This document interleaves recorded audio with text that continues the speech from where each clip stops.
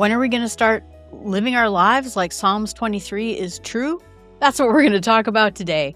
Hi, this is Jill from the North Woods, talking about Bible topics one small step at a time. Someday we're going to cover this chapter in the Bible in small steps, but I wanted to talk about this chapter specifically today and about an experience I even had with it that left me in tears for a little bit while trying to really understand it. The question is, when are we going to start living Psalms 23 as if it were actually true? That question stopped me. And so I want to start with that question today. A question that was very personal to me came up during a conversation, believe it or not, with ChatGPT. The idea has been sitting with me ever since. It was very personal. And the question was, if Psalm 23 is true, when are you going to start living like it's true? And that one landed hard on me. I wept with it. And you don't think about, I don't know, there's so many things in the Bible, right? That if we lived it like it's true, we would live different lives. We would think about things very differently. And we think, oh, yeah, of course, Psalms 23, absolutely true. We hear it at funerals. I have seen it on plaques. I have prayed it before myself. And somewhere in the line, I think you become associated with comfort and this kind of distant comfort, right? That we understand, oh, yeah, God is my shepherd. I get that. But this is the kind of meaningfulness that we don't fully let it creep into our lives. And like I said, I had this happen to me the other day. A lot of us live lives like we hold our whole lives in our own hands, that we hold our beliefs in our head, truths that we would defend if challenged, but then we live like they're not actually true, or we forget that they're actually true. Intellectually true, but operationally true too. The way you live day to day. If you really believed that the shepherd is leading, it's an entirely different kind of life altogether. And when we walk through the Psalm 23, and I like I said, I really want to walk through it, it looks at the front like a peaceful poem that actually on the surface describes a dangerous terrain, lots of threats out there, centered on a claim of who is in charge of that terrain. Let's start with the very beginning of this, is that, first of all, David wrote this. He was a shepherd. He was responsible for his sheep, but he is actually saying this about his Lord. And so it starts out, the Lord is my shepherd, I shall not want. Very beginning of it. And that phrase is amazing. In ancient Israel, a shepherd wasn't a romantic figure. I sort of think we think of it, as that guy in the little capey thing with his staff watching over the sheep in the field. He is a working person out in rough terrain, managing the flock. The flock is walking around and, not noticing the dangers around it. The shepherd knows where to find food, where to find water in a dry landscape. He protects the animals from predators. He has to track each and every one of his sheep and go after them if one of them wanders off. David wrote this psalm, and like I said, David had been a shepherd before he was a king, before he was famous, when he was a young man in the fields watching his father's sheep. He fought off, I think, lions and bears, right? He knows what that means. So when he says, the Lord is my shepherd, he's not being vague about it. He is describing someone who has a very specific, demanding job, saying that God does this job for him. The second phrase, I shall not want. We think about it in English, when we hear about it, it means I have everything I need. I don't need anything. But that's really not the meaning of it. The Hebrew is much closer to it. I lack for nothing. Everything essential is right here. I will have everything that is essential.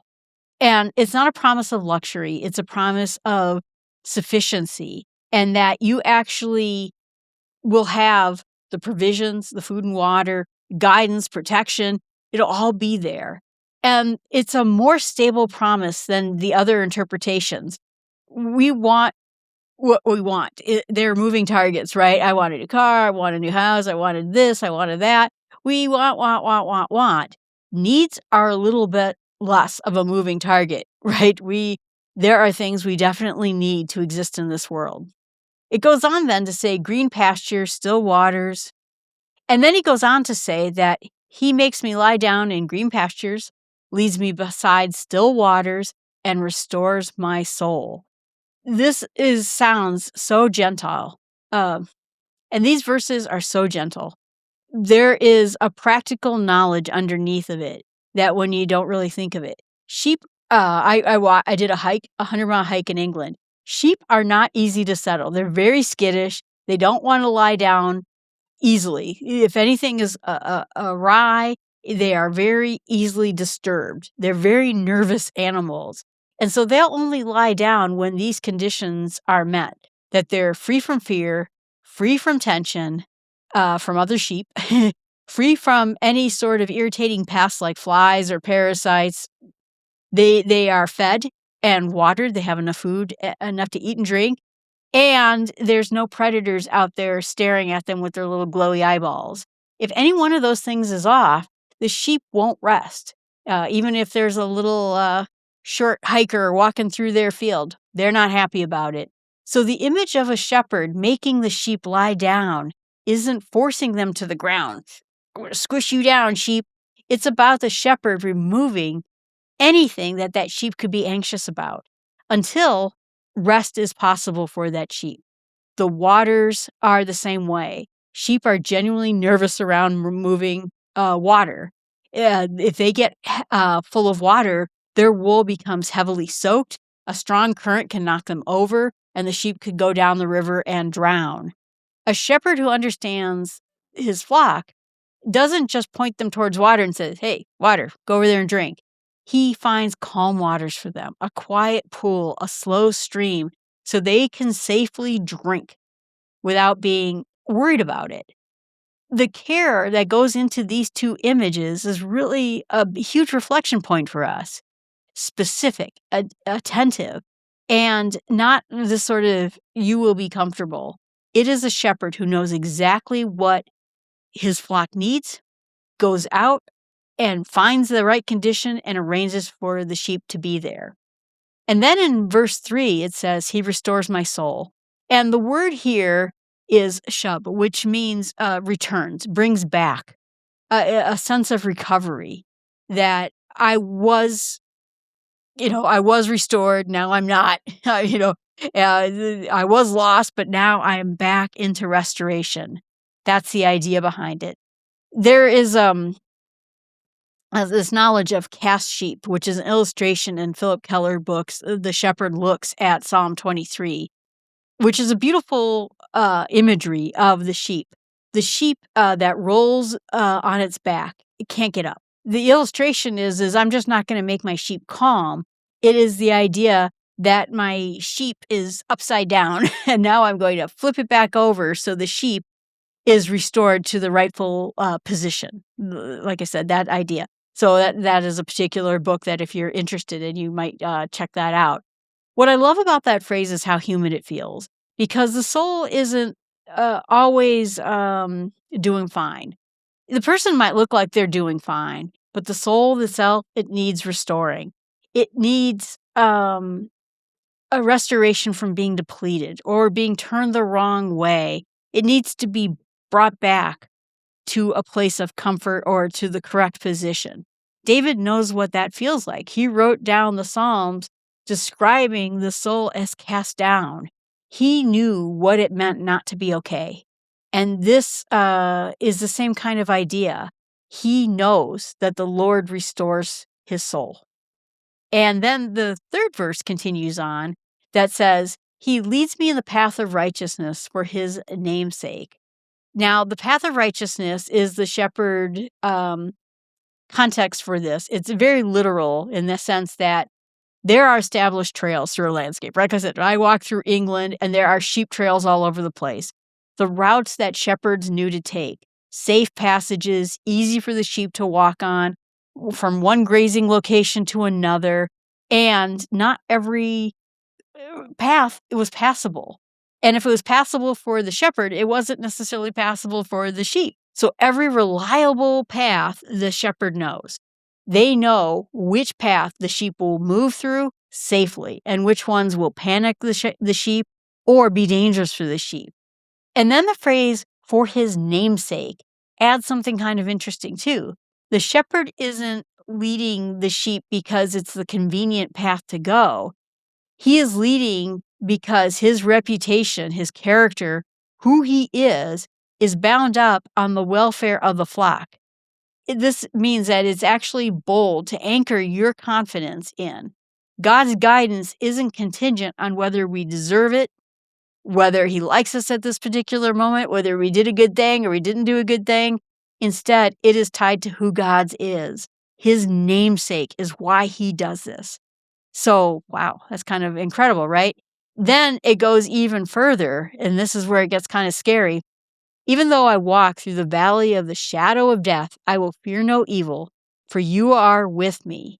Your rod and your staff, they comfort me.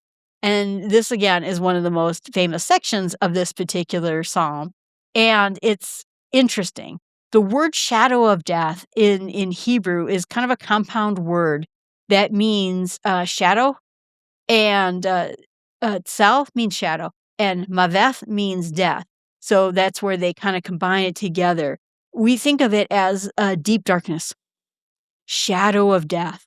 It carries this meaning about you're in a place of extreme danger, extreme darkness, extreme threat. This, again, is a landscape David knew. He saw narrow ravines in the Judean wilderness where the walls are closed in, where the sun couldn't reach the floor. It's very cavernous. I've been in some of those in Israel myself. Moving a flock through one of those passages is dangerous. And David doesn't say that the valley disappears. He says that God reroutes him around the danger spot. Even though I walk through it, I won't fear because God is with me. David would have understood moving flocks through these dangerous areas. And the danger doesn't disappear. God doesn't reroute people away from the danger. It says that he will walk through it and will not fear. And so this is where it goes through this. So like I said, we've been through this part where it leads me to lie down. He restores the soul. He leads me in the path. And then third person, David describes God in this way as someone who then, right in the darkest part of the journey, right in the most dangerous part of the sheep trail, you are with me, not he is with me. It becomes now very, very personal. The direct address, this close conversation he is having with God now. It's the hardest part of the terrain. Like I said, where you can't see the way out. You don't see the green pastures because you're in a deep, dark cavern. And that's where David stops talking about the shepherd and starts talking about him, about God. And the rod and the staff are the shepherd's tools. The rod was a heavy club used to defend the flock against predators. And the staff was this long crook that was used. It had kind of like a little hook at the end so that you could pull the sheep back away from danger. So they're not decorations, and we sort of see them, on Christmas ornaments and things where we see the tools of the shepherd. They are practical and useful. They are working instruments. And to David, God having these two items, one to protect the sheep and one to clobber predators, it gives him comfort. Not in what they represent, but because of what they are. The rod means that the shepherd is armed. The staff means the shepherd is paying attention and has something he can help the sheep with. These two tools are meant specifically. They are literally meant that the shepherd is prepared for whatever the valley might throw at us, whether it's danger or the sheep kind of gets too close to the edge and you need the staff to kind of nudge him back into the path. Shepherd's ready for that. And who's the shepherd? The Lord is the shepherd. Then goes on to say that you prepare a table before me in the presence of my enemies. You anoint my head with oil. My cup overflows. This imagery is interesting. Like I said, now we were in the sheep and there were rivers, and suddenly it's very, very different.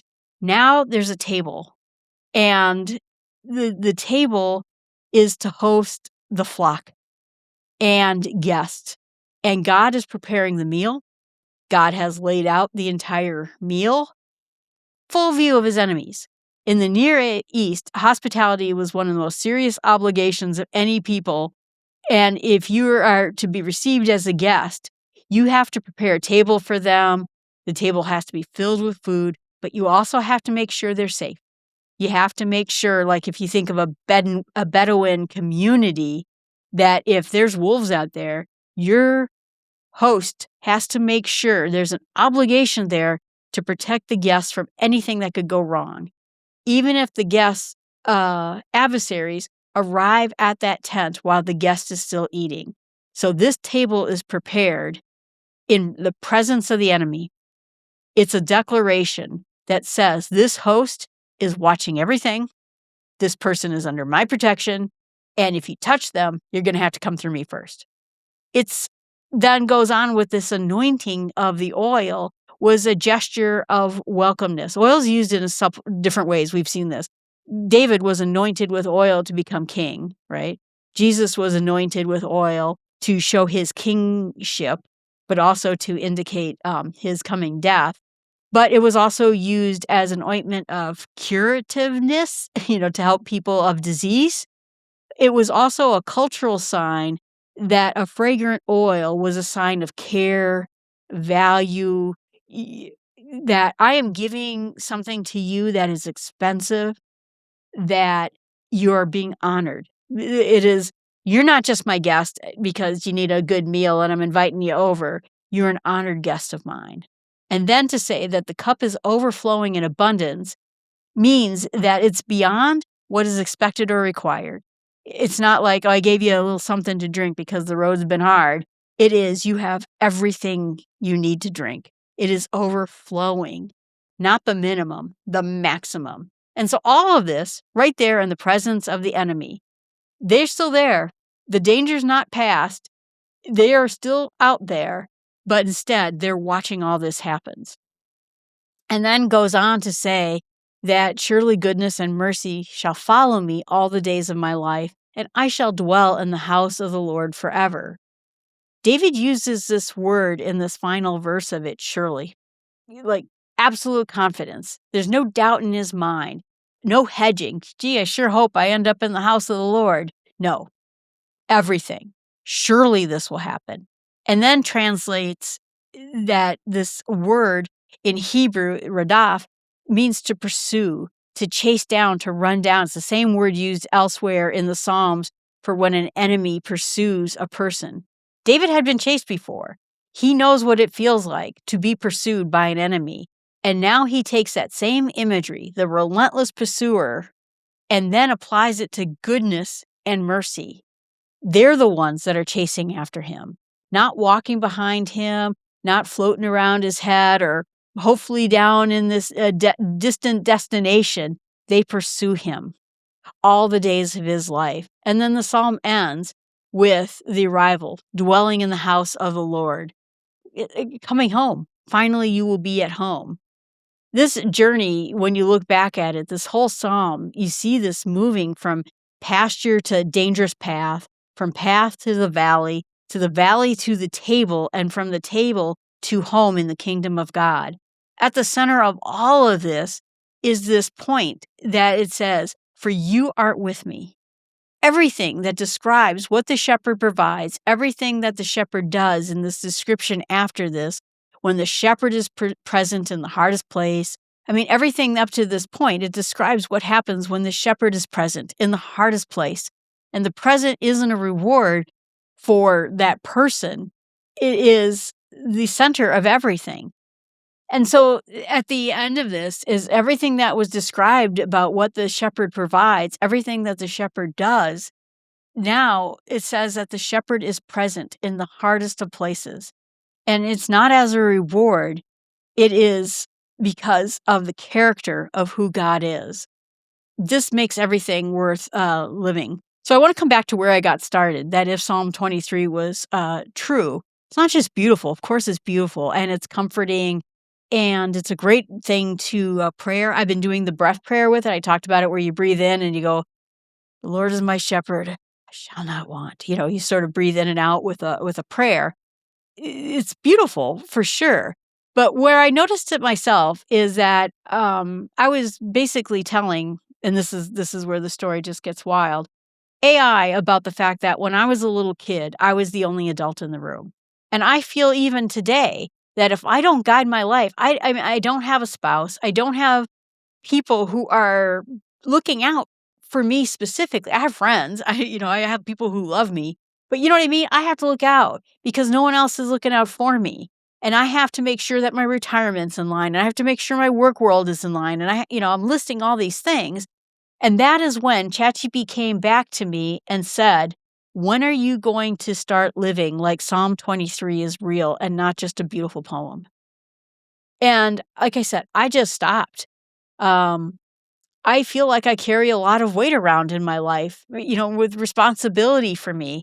And if there's no shepherd, then I'm responsible for everything. I get through dangerous places. I get through finding my own food, finding my own water. I go through the valleys and I have no security at all. But the psalm itself says that God is with me. He is my shepherd. And we don't avoid the valleys, we walk through them. We also don't walk alone. And the question comes in that sat with me, like I said, in all of this. And I went to bed, and like I said, I had tears down my eyes. Stop pretending that there's no shepherd there. Stop treating your life like you are on your own. Stop thinking of this psalm as just a comfort you'll maybe someday receive, or a theoretical comfort that may somehow be true, and start treating this like it's actually true. The Lord is your shepherd in the ordinary terrain of Tuesdays, in the dangerous areas, in the places that are scary, in the places that have your enemy's presence. The shepherd has been leading the whole time, even in the valleys, even when we didn't notice, even when we had scary eyeballs looking at us who were predators. And the Psalm of 23 is how amazing that is, that we have every protection that's there. And I do believe it's true. As that's the first thing I said when ChatGPT said, when are you going to start pretending like this Psalm 23 is true? And I'm like, I do think it's true. And then it questioned me. Then how come you worry about this? And how come you think about that? And how come you're panicked about this or that? And you're not living like it's true. And that's what it means to live like it's actually true. To me, the Lord is my shepherd. And I have to realize now he has been with me the whole time. Places where I couldn't see clearly, the valleys, those narrow chasms. And he knows what I need. He knows how to let me lie down in green pastures. He understands what it is that you go through in life. And I have to understand that everything depends not on me getting it right, but living like Psalm 23 is true, that when we're in trouble, when we're able to walk, God is there walking in that path with us, with his club, with his shepherd staff, and he is looking out specifically for us, and that we will spend our lives living in the house of the Lord forever. Surely goodness and mercy are running after us today, tomorrow, all of that. Like I said, it was kind of a stunning moment for me. It made me think of other places that are in the Bible where we say it often, and do we really believe it to be true, or do we live our lives like it's true? And this has just been sitting with me for a long time. I'm someone who grew up taking care of myself. And now I realize that even in those times, I wasn't the only adult in the room like I thought I was. The Lord was my shepherd. The Lord is my shepherd, and the Lord will be my shepherd. All right, everyone, thanks much. I appreciate it. If you have comments about this, if you've had passages that came alive to you, I would love to hear about it. You can either email me at jill@startwithsmallsteps.com. You can put a message right here in the chat channel. And if you know someone who needs to hear this psalm, slow down a little bit and share it with them and explain it a little bit. Slow, steady walks. The shepherd knows the way. All right, take care. Have a great day.